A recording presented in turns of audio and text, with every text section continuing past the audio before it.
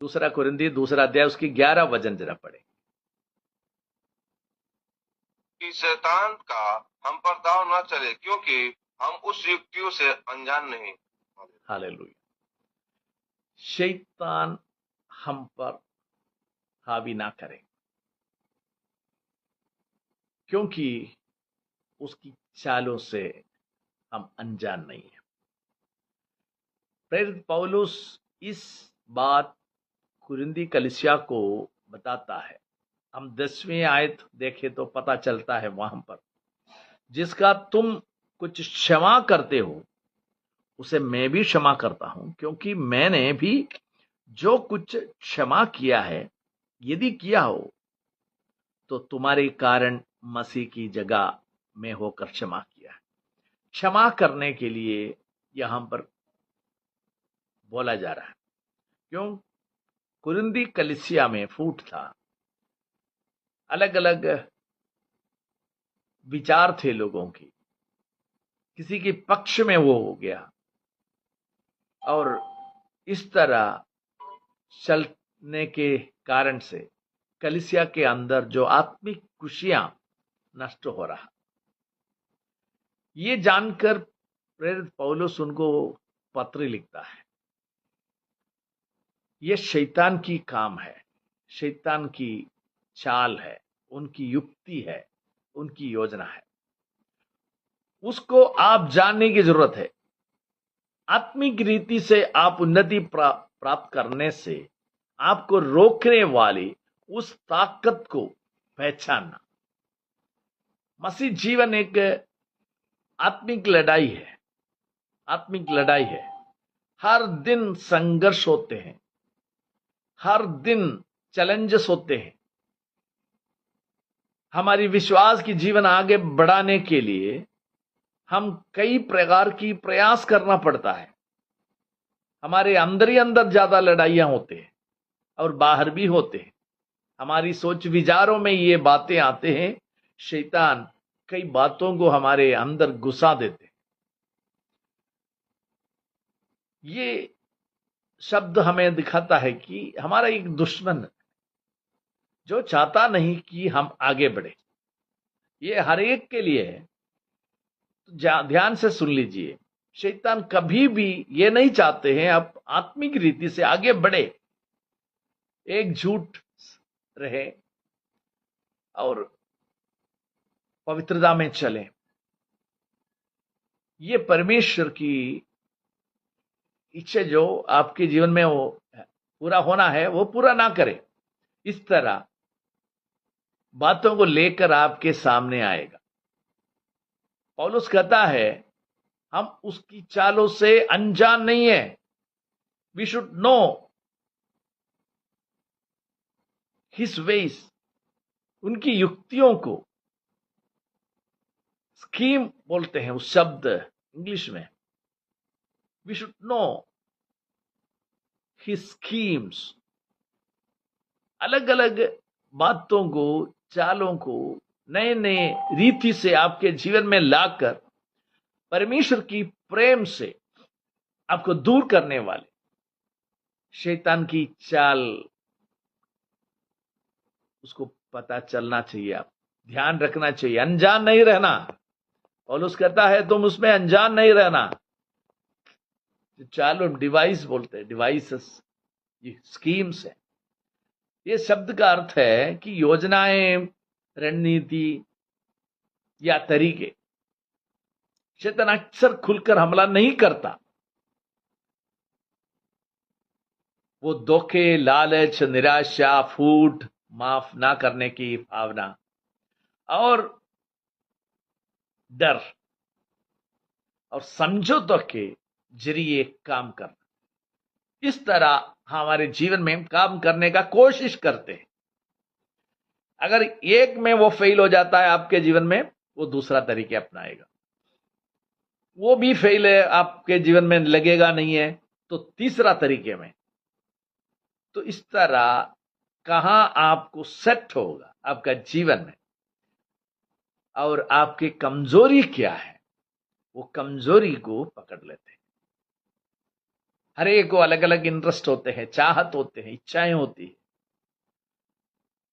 तो वो इंटरेस्ट क्या है, उसी के अनुसार शैतान काम करने लगता है। यीशु मसीह के पास कैसे आया?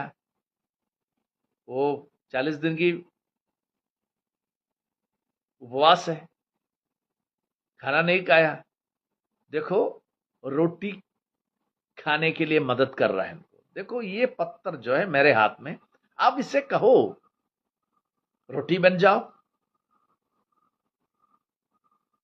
सुनने में कोई गलती नहीं है, उसमें कर सकता है। ये सुने, एक शब्द का है तो रोटी बन जाता। अगर वो बोला, देखो शैतान की ट्रैप में फंस गया। फिर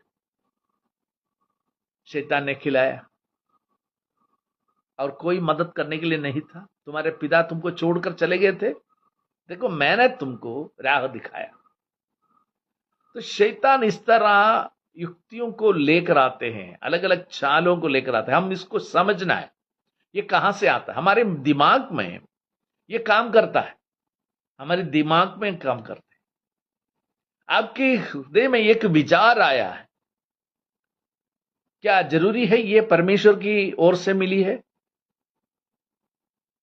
कभी आपको सपने में और कोई आवाज के जरिए आपको ऐसे लग रहे हैं कि किसी ने बात कर रहा है, क्या ये परमेश्वर का है? 100%। आपके अंदर के विचार सुनने में अच्छा लगता होगा, लेकिन वो कहां से आया है? अभी पतरस यीशु से क्या कह रहा था?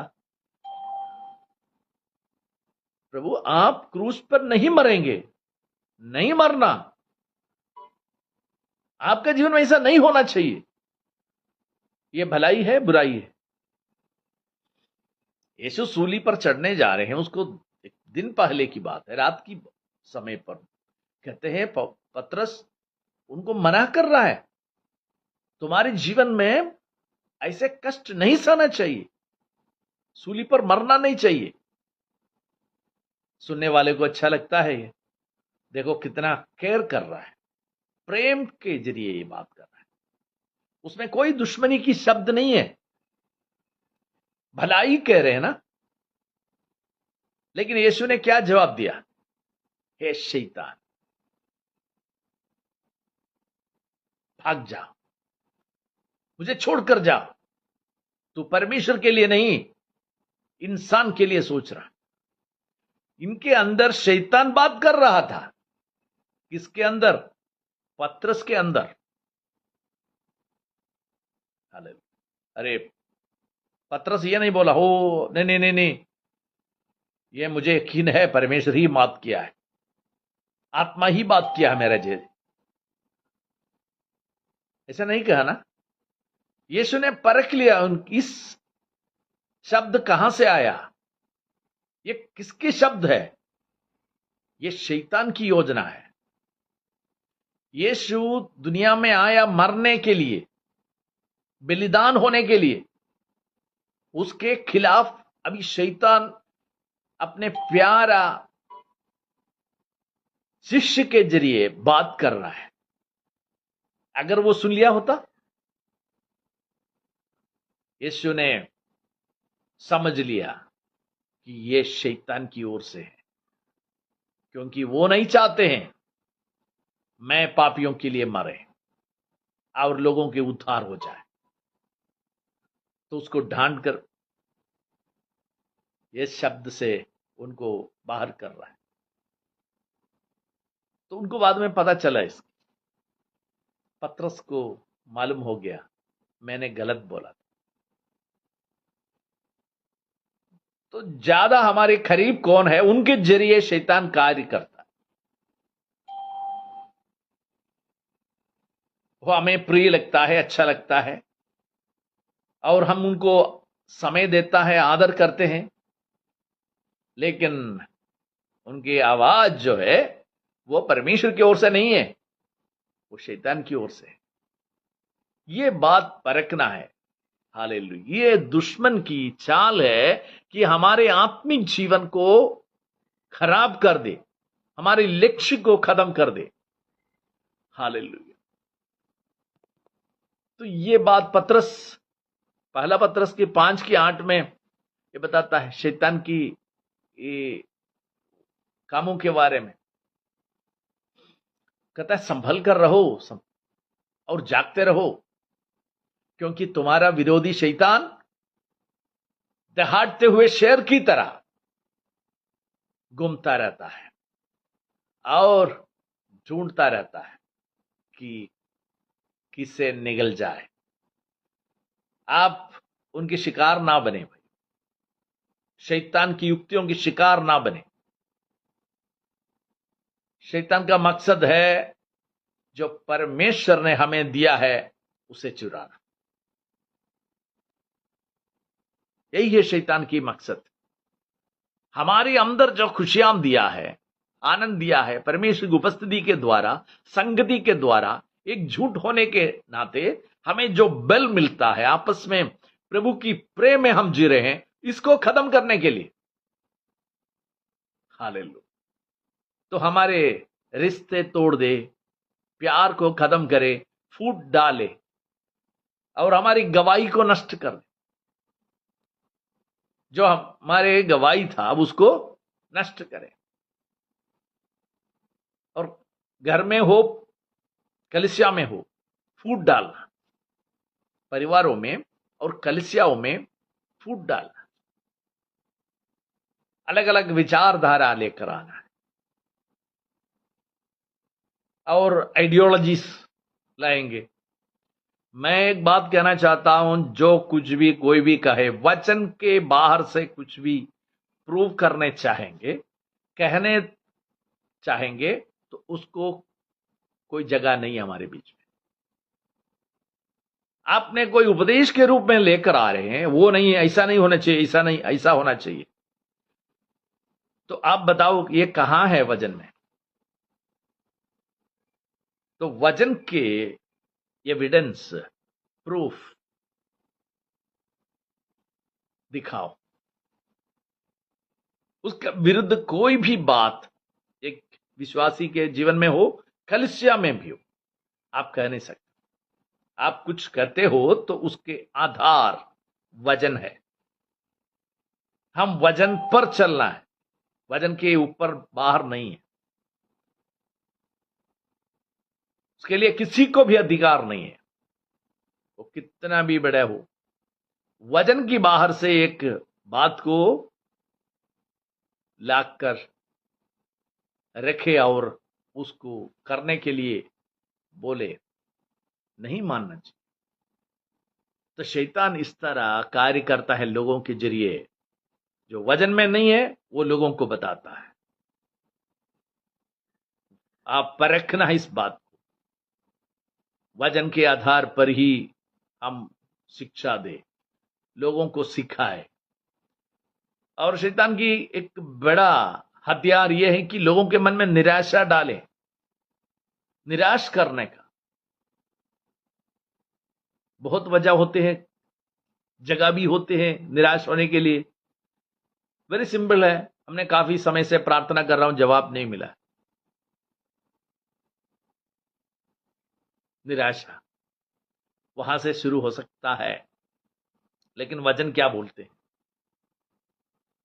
परमेश्वर आपके प्रार्थना के उत्तर अभी नहीं दे रहा, तो इसका मतलब यह नहीं कि वो कभी नहीं देगा। आप प्रभु के वचन में देखो, प्रभु के दास लोग, प्रभु की जन काफी सालों तक एक ही विषय के लिए प्रार्थना करते करते बैठा। क्यों जवाब नहीं दिया? उसके लिए एक समय है। जितना आप प्रार्थना कर रहे हो, उतना आपके उत्तर के विषय में परमेश्वर बेहतरीन चीज को तैयार कर रहे हैं और सही समय पर आपके सामने आएगा। सही समय। हालेलुया। कभी कभी कुछ प्रार्थना के उत्तर नहीं मिलता है तो आप निराश नहीं होना। हालेलुया। कुछ घटना जीवन में हो रहा है तो आप उससे परेशान नहीं होना। मैं अक्सर बोलने वाली एक बात है, शिष्यों के विषय में। वो दरिया से चल रहे थे नाव में, हवा आंधी से उनके नाव में पानी भरने लगा। वो लोग चिल्लाते चिल्लाते हुए पुकारने लगा, यीशु हमें बचाओ बचाओ, हम मरने जा रहे, हम मरने जा रहे।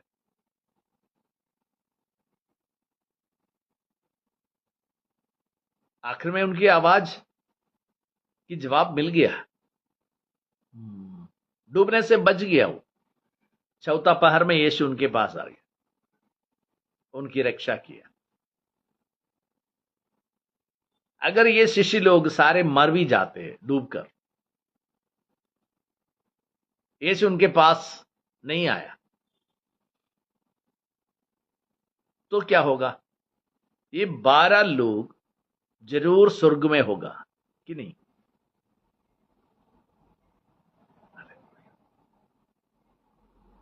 लेकिन वो लोग बच गया, जिंदा रहा और कुछ सालों तक।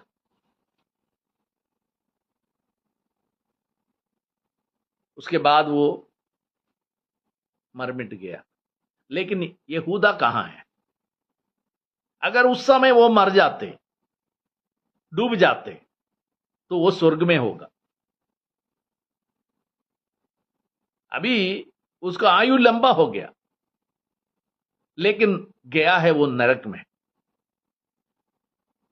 तो इस तरह होता है, परमेश्वर के काम हमको मालूम नहीं है। कुछ घटना जीवन में आते हैं, कई लोग हमको छोड़कर जाते हैं, अचानक मृत्यु आता है, तो हमें उसका उत्तर नहीं मिलता, हम निराश हो जाता है।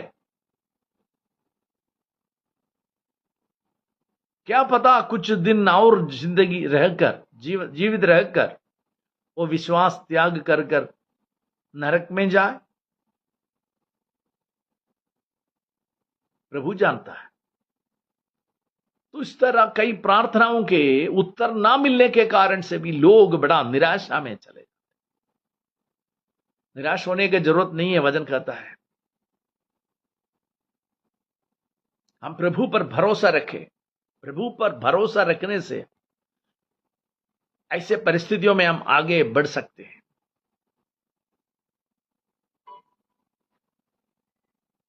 तो कुरिन्थियों के पत्री में, कुलोसियों के पत्री में 2 अध्याय उसकी 15 वचन में ये हमें बताता है कि हम उसी जीत पर खड़े होकर हम लड़ना है। क्या है? मसीह ने अंधकार की ताकतों को हरा दिया है। हम जीत के लिए नहीं लड़ रहे हैं, हम उस जीत के आधार पर लड़ते हैं जो मसीह पहले ही हमें हासिल कर दिया है। हमें जीत लिया है पहले ही, जीत हमारी है। Victory is ours. फिर क्यों लड़ रहा है? लड़ाई तो है, तभी हम हासिल कर सकते हैं। कनान देश के विषय में हमने देखा पिछले दिनों में कि पहले से ही परमेश्वर ने उनको उस जगह दे दिया है। कनान देश तुम्हारा है। अब्राहम से कहा, मूसा से कहा, यहोशू से कहा, ये तुम्हारे है। इस्राएलियों को सब पता है हमारे देश है, लेकिन पांव रखने नहीं दे रहा है। तो क्या करेंगे? युद्ध लड़ना है। उस जगह अपना होना है तो हम लड़ने की जरूरत है।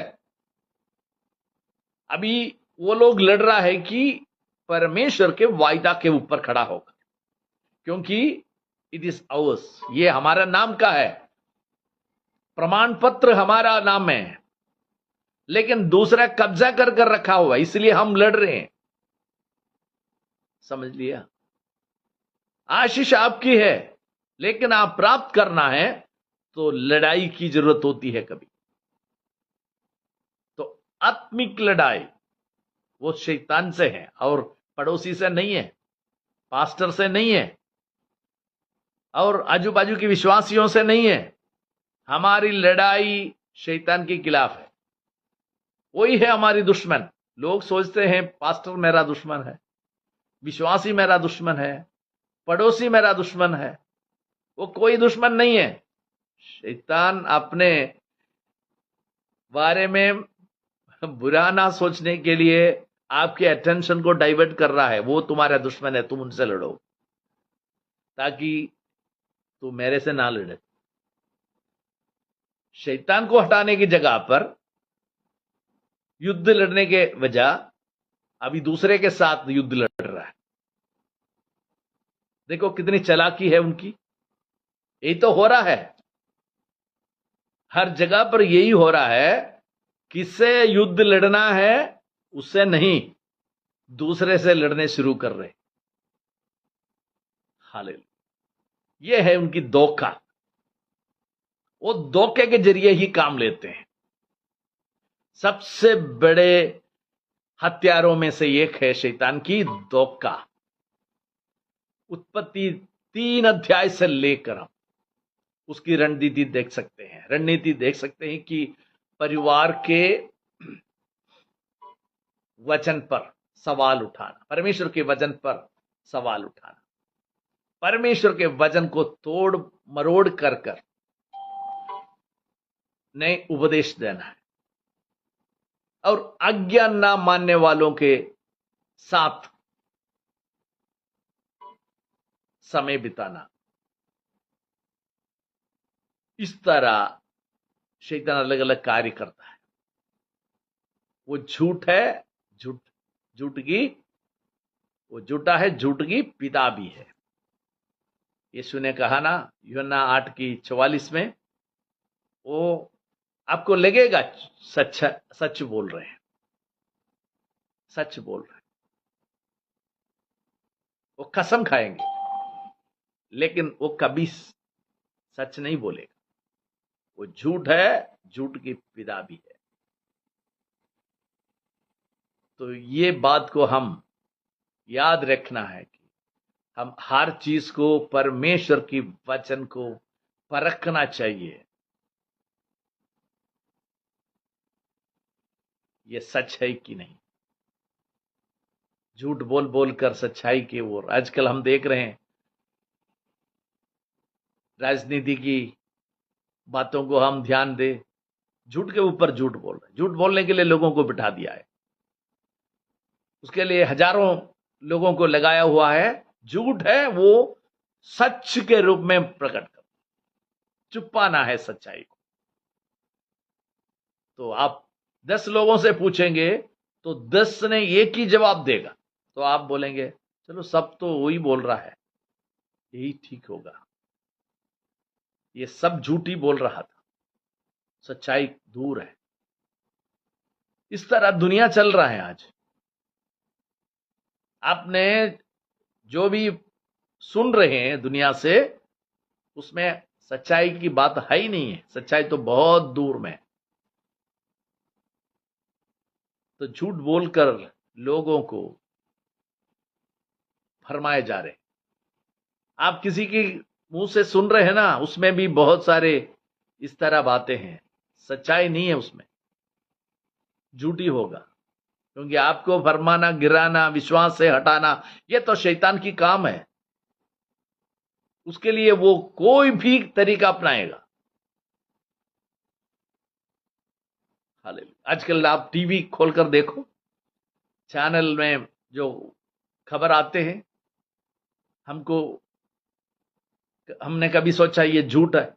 नहीं, हम सुन रहे हैं लेकिन वो झूठी खबर है, सच्चाई उसमें नहीं है। दूसरे चैनल में जाए, उसी में भी वही देख रहे हैं। तो आप सुन सुनकर आपके दिमाग में एक बात बैठ जाते हैं कि वो है हकीकत, लेकिन वो नहीं है हकीकत। विश्वास की जिंदगी में भी इस तरह है। परमेश्वर क्या कह रहा है, वचन क्या कह रहा है, उसी के ओर ध्यान लगाने की वजह अब लोगों के ओर देखें, वो क्या बोल रहे हैं, ये क्या कर रहे हैं, इस तरह हम जीना शुरू कर देंगे तो आप गिर जाओ। तो समय बहुत आगे बढ़ गया, मैं यहां पर रोकना चाहता हूं भाई। परमेश्वर हमें मदद करे, हमें सामर्थ दे, ताकि हम परमेश्वर की वचन पर खड़ा होकर सच्चाई की घोषणा करें और शैतान की हर एक युक्तियों को पहचाने। उनको कोई जगह हमारे जीवन में नहीं है, हमारे घर में नहीं है, हमारी कलीसिया में नहीं है। हम चलेंगे वचन के आधार पर, हम सुनेंगे प्रभु के आवाज, उसी पर हम चलेंगे। उसके लिए हमको बुलाया गया। तो आइए हम शैतान की युक्तियों को समझना है, अनजान नहीं रहना। धोखा देने के लिए वो आते हैं, धोखा है उसकी सबसे बड़ा हथियार। वो धोखे में आपको गिरा देते हैं। ऐसा ना हो, चौकस रहे, अपनी आंखों को बंद कर हम प्रार्थना करें, प्रभु मुझे बुद्धि दे, समझ दे, वचन की ज्ञान दे, और आपकी इच्छा क्या है वो समझने के लिए मुझे सहायता कर। मेरे दिमाग में आने वाली बातों पर नहीं, बल्कि वचन में क्या लिखा है। यीशु ने शैतान से क्या बोला था? 3 बार उनको परीक्षा कर रहे थे, तीनों बार बोला ये लिखा है। कहां लिखा है? वचन में लिखा है। शैतान से कहता है वचन में लिखा है वो पढ़ो। तुमने जो बोल रहा ना वो नहीं, वचन में लिखा है। तो वचन में क्या लिखा है उसको एम्फसाइज करे, उस पर विश्वास करे, आगे बढ़े। आइए हम अपने आंखों को बंद करते हुए प्रार्थना के ओर चले। एक जन प्रार्थना में अगुवाई करेंगे। God bless.